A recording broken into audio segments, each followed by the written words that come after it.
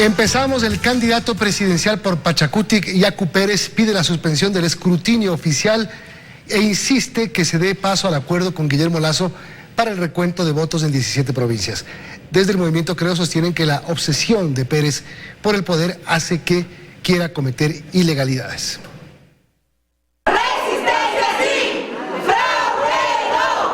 Con estos gritos, un grupo de seguidores del candidato aguardaban su pronunciamiento en torno a la pugna con Guillermo Lasso para entrar a la segunda vuelta electoral. Apareció primero la compañera sentimental de Yacu Pérez con atuendo indígena y de inmediato llegó el candidato. Suspenda el escrutinio del proceso electoral y en conformidad con el petitorio nuestro y del señor Lasso de aperturar las urnas para el cotejamiento del paquete electoral del 100% de la provincia del Guayas y el 50% de las 16 provincias del Ecuador. En horas de la tarde formalizó su pedido ingresando un escrito a la Secretaría del Consejo Nacional Electoral. Esto para el movimiento Creo es una ilegalidad, pues las urnas pueden abrirse contra la presentación de actas con inconsistencias, dijo. Porque cuando hayan irregularidades hay que probarlas. El hecho de que alguien le gane a otro por escaso margen no significa que la elección fue irregular. Y esa es la idea que equivocadamente el movimiento Pachacutic está intentando venderle a la ciudadanía. En el supuesto no consentido que no es legal, entre la legalidad y la legitimidad, ¿cuál prima? ¿Cuál está por encima? Obvio, la legitimidad, pues. Y aseguró que no se rendirá fácilmente, que las bases del movimiento indígena lucharán porque se respete la voluntad popular y reiteró que es víctima de fraude. Ni sueñen que para evitar que venga Correa al Ecuador tengamos que nosotros apoyar al feriado bancario y a la corrupción del señor Guillermo Lasso. Él pretende, a través de calificaciones absolutamente arbitrarias, de intimidaciones y de juegos de miedo con otros candidatos, intimidar no solamente al movimiento Creo, sino a todo el país. No lo vamos a permitir. Pero el árbitro electoral es el CNE y deberá pronunciarse lo antes posible. Eso piden las organizaciones políticas, los observadores internacionales y los movimientos en pugna por la segunda vuelta electoral. Nos mantenemos firmes en el pedido que se hizo a la institución que le corresponde dar la respuesta inmediata. El coordinador de Pachacutic agregó que el Comité Ejecutivo Nacional de ese movimiento está en sesión permanente y que ya se inició la marcha indígena hacia Quito. Freddy Paredes, 24 horas. Es así que el Consejo Nacional Electoral está próximo a terminar el escrutinio de las actas con novedades provenientes del exterior. A esta hora está reunido el Pleno del CNE para conocer informes relacionados con recursos de impugnación. Hacemos contacto con María Gracia Acosta en los exteriores del CNE para conocer todos los detalles. María Gracia, buenas noches. Justamente mientras se encuentra todavía el Consejo Nacional Electoral vallado y con resguardo policial, hace pocos minutos, específicamente a las 19:47, concluyó una sesión de pleno por el escrutinio nacional de elecciones que duró muy poco tiempo y en el que trataron un pedido de impugnación de una candidata asambleísta de la provincia de Loja que no dio paso. Esto porque todavía estamos esperando que el Consejo Nacional Electoral ya defina los resultados y sean notificados, ya que únicamente faltan 7 actas provenientes del exterior que se esperaría lleguen en las próximas horas. Sin embargo, la presidenta del Consejo Nacional Electoral, Diana Tamaín, también se refirió ya a la situación y qué es lo que van a hacer. Lo dijo a través de su cuenta de Twitter, donde manifestó: el CNE actúa de manera imparcial y apegado a la ley, garantizando el respeto de cada voto de los ecuatorianos. Al romperse el acuerdo entre los candidatos, lo que ahora corresponde es proclamar resultados y que los sujetos políticos presenten los recursos que consideren pertinentes. Es decir, los sujetos políticos, una vez que el Consejo Nacional Electoral proclame resultados, tienen la opción de presentar recursos de impugnación ante el Consejo Nacional Electoral y de apelación ante el Tribunal Contencioso Electoral. Es decir, los días próximos serán clave para conocer los resultados y quién pasará a la segunda vuelta. Y en este marco también la consejera Estela Acero solicitó días de permiso con cargo a vacación, según lo manifestó en una carta dirigida a la presidenta Diana Tamaín por una situación de permiso médico, y se tomará del 17 de febrero al 2 de marzo. Es decir, habrá que estar pendientes si el Pleno del Consejo Nacional Electoral cuenta con el quórum reglamentario para conocer los resultados, los pedidos de impugnación y también proclamar resultados. Nosotros seguiremos acá en el Consejo Nacional Electoral durante los próximos días, pendientes de dar a conocer esta información luego de lo manifestado por la titular del Consejo. Milton, tú sigues con más en Estudios. Muy buenas noches. Buenas noches, Marisa. María, gracias por informarnos desde el Consejo Nacional Electoral. Otro tema, llegó al país el segundo lote de vacunas contra el COVID-19. Son 16.380 dosis que, según dice el gobierno, servirán para la segunda dosis a quienes quedaron pendientes y para 12.114 personas más que forman parte del plan piloto fase 0. A las 13:26 de este miércoles, arribaron al aeropuerto Mariscal Sucre de Quito en este avión de carga de la aerolínea LATAM las 16.380 dosis de la vacuna de Pfizer que había anunciado el Ministerio de Salud. Una parte fue descargada en la capital para su desaduanización. Posteriormente fueron trasladadas con custodia policial hacia el Centro de Salud número 4 en el sector de Chimbacalle, en el sur de la urbe. Y la otra cantidad arribó al aeropuerto José Joaquín de Olmedo en la ciudad de Guayaquil pasadas las 2 de la tarde. En esta ocasión, las autoridades de gobierno no brindaron declaraciones y prefirieron dar a conocer más datos sobre el proceso de vacunación a través de este comunicado, en el que señalan que este segundo lote permitirá completar la vacunación de las 4.266 personas que aún quedaban pendientes de recibir la segunda dosis y que también permitirá inmunizar a 12.114 personas más que forman parte de la denominada fase 0. Solo para esta fase se requieren en total 71.082 dosis. En el comunicado se señala que las dosis que acaban de llegar serán distribuidas a las provincias de Bolívar, Carchi, Chimborazo, Esmeraldas, Guayas, Imbabura, Los Ríos, Azuay, Cañar, Pichincha, Manabí, Santa Elena, Loja, Santo Domingo de los Áchilas y Sucumbíos, y que las 9 provincias restantes deberán esperar a la próxima remesa de aproximadamente 17.500 dosis, que se espera lleguen al país la próxima semana. El gobierno además anunció que hasta fines de marzo deberán arribar 115.000 dosis adicionales. Se espera entonces que la vacunación masiva se inicie a partir del 1 de abril de este año. En Quito, Belén Merizalde, 24 horas. Expertos consideran que el Ministerio de Salud Pública no debe repetir el error de no garantizar las 2 dosis de la vacuna de Pfizer tras la llegada de este nuevo lote. Además, insisten en que el gobierno debe proporcionar el plan de vacunación.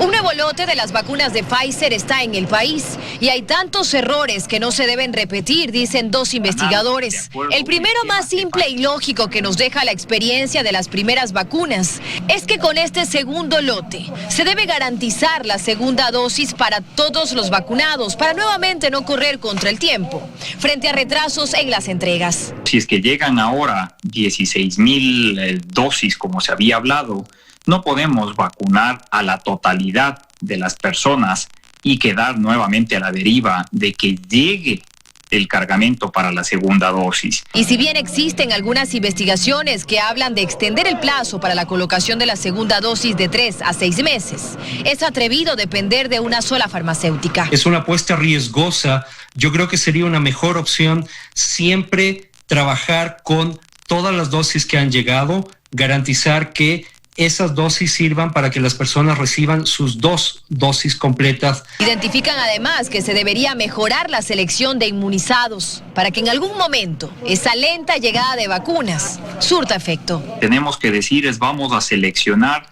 1 o 2 hospitales quizás en los sitios de mayor cantidad de casos para vacunar a la totalidad del personal en ese sitio y que se puede evidenciar que haberles inmunizado mejora la situación. Si es que son 40.000 dosis por semana, para alcanzar las 6 millones de unidades. Significa que se van a demorar 150 semanas, perdón. Eso significaría 3 años para poder recibir solo la vacuna de Pfizer. Otro gran error que identifican es la falta del plan de vacunación que parece no existir. En 3 meses, Ecuador tendrá ya nuevo gobierno.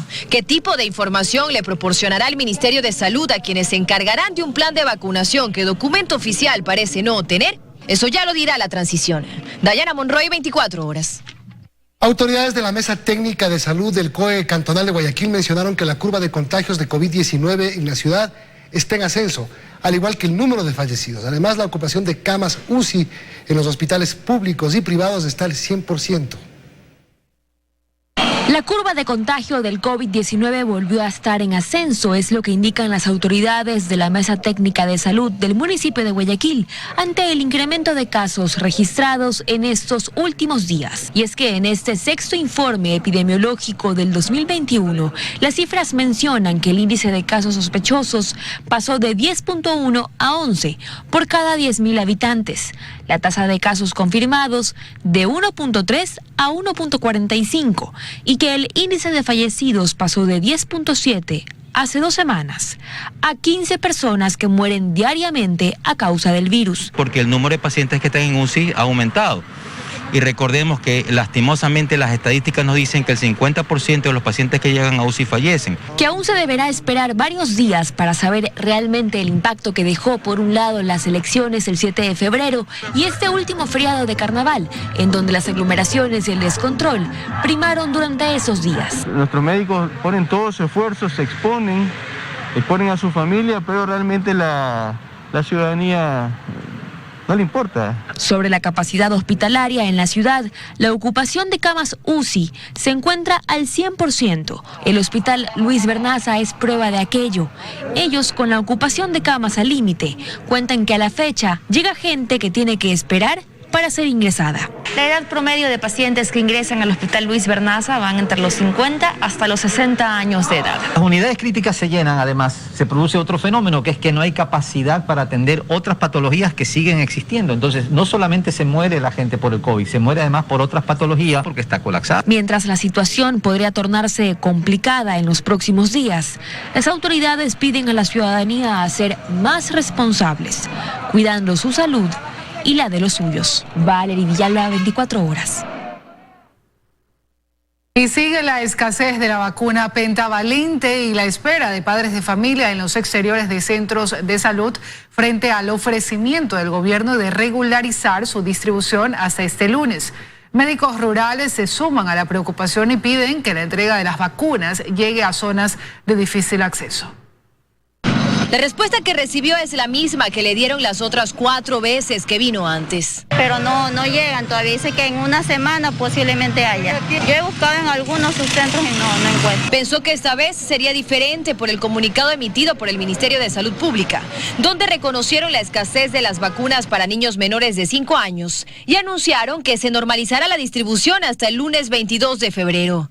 La vacuna pentavalente, al menos aquí en el subcentro de la Marta de Roldós en Guayaquil, donde decenas de padres madrugaron frente a la expectativa, no ha llegado. Todo el tiempo dice en una semana, venga, en una semana. Ya llevamos 4 meses con el mismo cuento. Ya llevo más de 6 meses buscándola. Y según el comunicado del Ministerio de Salud, el día de hoy comenzaba la distribución en los centros de salud, pero no hay, porque en los particulares sí hay.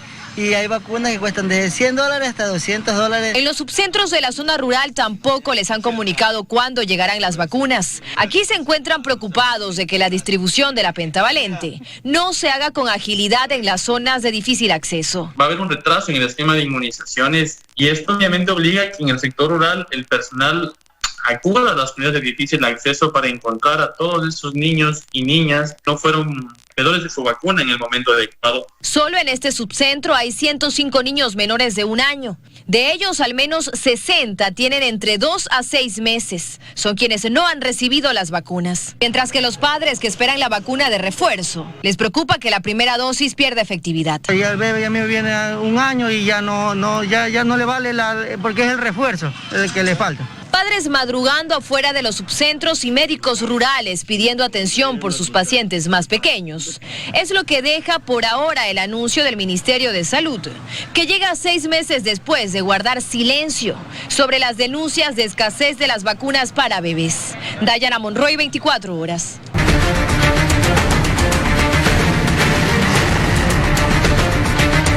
Esta noche en nuestro reportaje a fondo, Tomás Chufardi nos va a hablar sobre una demanda judicial que 9 niñas realizaron en contra del Estado ecuatoriano y que la ganaron.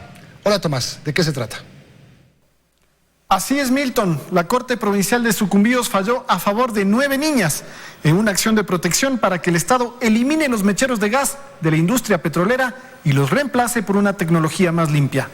Las demandantes aseguran que los mecheros son los directos responsables de la alta prevalencia de cáncer en esta región. El 26 de enero, la Corte Provincial de Sucumbíos otorgó una acción de protección constitucional a favor de 9 niñas de la región amazónica en contra de los permisos concedidos por el Estado a las compañías petroleras para usar mecheros para la quema de gas. Algo que tenemos que tener en cuenta es que la ley menciona que está prohibida la quema y venteo de gas de mechero en la explotación petrolera. Lo que pasa es que hay una pequeña frase que menciona que se puede generar permisos de manera excepcional. Pero en la práctica no se da dicha excepción. En total suman 447 mecheros y están repartidos entre Napo, Orellana y Sucumbíos. Cumplen con la función de quemar el gas metano generado en la extracción de petróleo y evitar que este peligroso gas quede libre en la atmósfera. Sin embargo, esta combustión produce CO2, que es un importante gas de efecto invernadero y también libera partículas altamente cancerígenas. Hemos hecho desde hace 2 años atrás el registro biprovincial de tumores. En solo 2 años hemos documentado 251 casos de cáncer. En la población de La Joya de los Hachas conversamos con 2 de las niñas demandantes. Todas ellas tienen 2 cosas en común.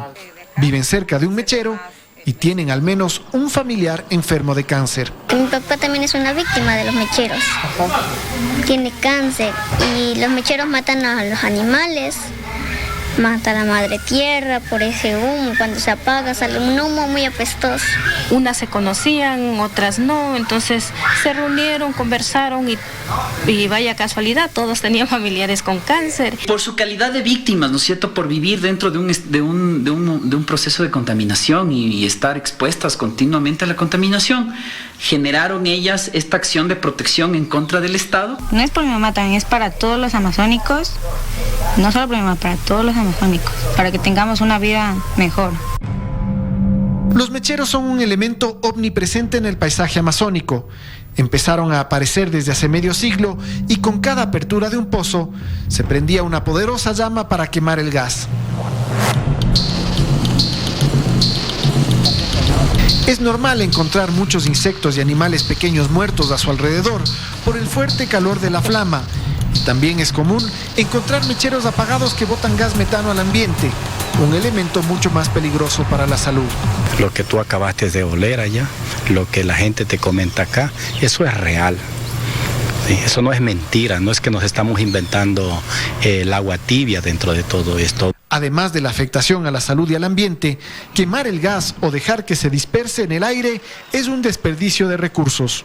Note usted, por ejemplo, que el Estado ecuatoriano cada año gasta o invierte varios cientos de millones de dólares, dicen según notas, hasta 600 millones por año, para importar gas. Si pudiéramos utilizar este gas para generar energía eléctrica y, por ejemplo, alimentar de energía únicamente a las provincias amazónicas, por ejemplo. De hecho, hace algunos años en algunos campamentos de la Amazonía se instalaron generadores que utilizaban el gas producido por la extracción.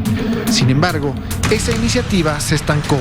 Ese proyecto creo que estuvo hasta el 2016 y del 2016 lo abandonaron en vez de impulsarlo y estaba dando resultados. Los demandantes aseguran que no buscan que se detenga la operación petrolera, pero sí exigen que se cambie de tecnología para proteger su salud y al mismo tiempo se aproveche el recurso energético desperdiciado. La sentencia otorgada a favor de las niñas parece cumplir estos objetivos. Esa sentencia es inapelable. En acciones de carácter constitucional, la sentencia de la Corte Provincial o las Cortes Provinciales son definitivas. Por lo pronto, el Estado no se ha pronunciado respecto a cuándo y cómo irá pagando los mecheros, pero esta vez los pobladores esperan que cumpla con la ley. Tomás Chufardi, 24 horas. ¿Seguirán prendidos los mecheros en la Amazonía? Ojalá el Estado se dé cuenta que esas llamas eternas no solo le hacen perder dinero, sino la valiosa vida de cientos de compatriotas. Con eso me despido y pronto volveremos con más temas a fondo. Gracias, Tomás. Otro tema. La tarde de este miércoles se registró una riña en el Centro de Privación de Libertad Regional 8 de Guayaquil. Sucedió suceso que dejó un reo muerto. Luisa María Heredia informa. Una riña entre internos del pabellón de mediana seguridad del Centro de Privación de Libertad Regional 8 en Guayaquil dejó un reo muerto la tarde de este miércoles. A Laura Oxiso, quien estaba privado de libertad acusado del presunto delito de asesinato, pues aún no recibía sentencia condenatoria, le ocasionaron varias heridas con arma blanca. Algunas bastante profundas, lo que comprometió órganos vitales y produjo su deceso antes de que la ambulancia con los paramédicos que debían prestarle los primeros auxilios llegara. Posterior a ello ingresó el carro de medicina legal para el respectivo levantamiento del cuerpo. Aparentemente fue una riña en la cual se produjo entre los PPL y producto de esto hubo una herida de arma blanca. Entonces ahorita ya están las unidades de INACER, medicina legal, todas las unidades de inteligencia e investigación. De acuerdo con el reporte de la policía, la pelea pudo ser controlada por los guías del penal antes de que más reos resultaran heridos. Un contingente de la Policía Nacional se dirigió al Centro de Privación de Libertad para reforzar la seguridad y controlar el perímetro en la vía Daule. Hasta el cierre de este reporte se realizaban requisas en los diferentes pabellones del centro penitenciario. Más noticias, amigos. En los países de América Latina, incluyendo al Ecuador, la vacunación masiva para el COVID-19 se alcanzará entre 2022 y 2023. Estas demoras pueden crear nuevas cepas en la población no vacunada y convertirse en un peligro mundial, según expertos. Los países latinoamericanos no tendrán acceso generalizado a las vacunas contra el coronavirus antes de la mitad del próximo año. Así lo señala el informe Vacunas contra el Coronavirus, publicado por la Unidad de Inteligencia de The Economist. Según el documento, la mayor parte de la población adulta de las economías avanzadas habrá sido vacunada entre el segundo semestre de 2021 y la primera mitad de 2022. Pero el cronograma para los países de ingresos medios, como Ecuador, se extendería hasta principios de 2023. Y para los más pobres hasta 2024. Si bien la limitada producción de las vacunas representa un obstáculo para acceder a ellas de forma ágil, es también cierto que la diplomacia de las naciones juega un rol fundamental y en este punto Ecuador va en contra. Lo básico de la negociación de las vacunas, que exista una cooperación internacional con los demás estados. El informe de The Economist prevé que Brasil, Argentina, Chile, Perú, México y Costa Rica completarán la vacunación masiva a mediados de 2022. Colombia, Ecuador, Uruguay y Panamá a finales del mismo año. Y Venezuela, Bolivia, Paraguay, Honduras, Salvador y Guatemala de 2023 en adelante. Pero ¿qué pasa si un país logra inmunizar al 100% de su población y otros no? ¿O si una persona de un país no vacunado va a un país que ya recibió la vacuna? Va a contagiar a la población ya vacunada con una nueva variante. ¿Por qué se produjo esta nueva variante? Porque en su país, en el país de origen de la persona que viajó hacia el país donde hay población vacunada, pues obviamente al no tener vacunas, hubo la oportunidad para que el virus pueda cambiar. Estaríamos entonces frente a un sinfín de nuevos brotes y la prolongación de la pandemia, señala el investigador. Joana Ramos, 24 horas.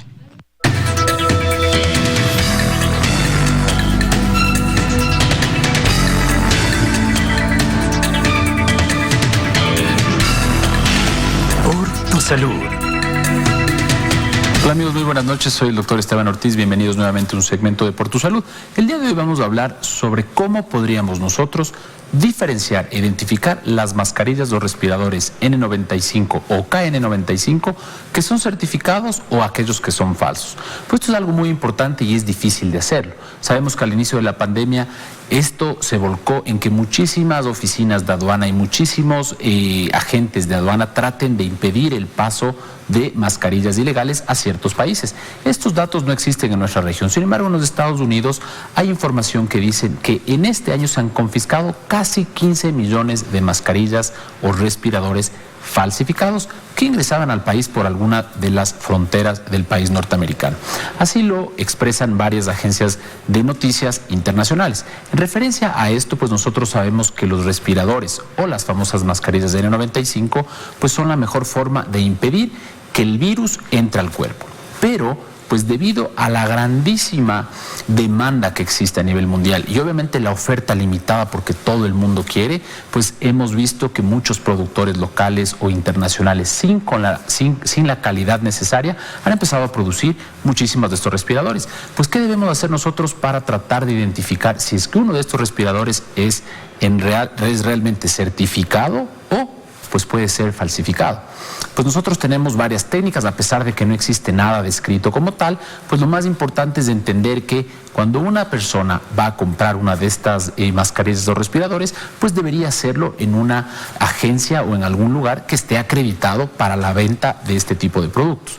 Usualmente los respiradores o las mascarillas de N95 pues vienen con una aprobación dependiendo del país de origen. Sabemos que las N95 tienen aprobación NIOSH, que es una de las organizaciones de seguridad ocupacional de los Estados Unidos, y la KN95 es la asiática. Pero ¿cómo saber si es que esto en realidad funciona o no? Pues lo principal es que en la caja no debería decir que son verdaderas o que son originales, porque un producto original pues no debería decir que es genuino. Este es un tip que nosotros hemos recomendado. Segundo, pues tampoco se necesita decir a las personas que este tipo de productos cumplen con prevenir el SARS-CoV-2 o cumplen con prevenir el ingreso de virus, porque sabemos que este tipo de información viene ya de fábrica. Finalmente, ustedes tienen que tener la capacidad de discernir dónde la compran y si es que la calidad de estas cumple lo que los estándares internacionales dicen. Nos vemos en el siguiente segmento de Por Tu Salud.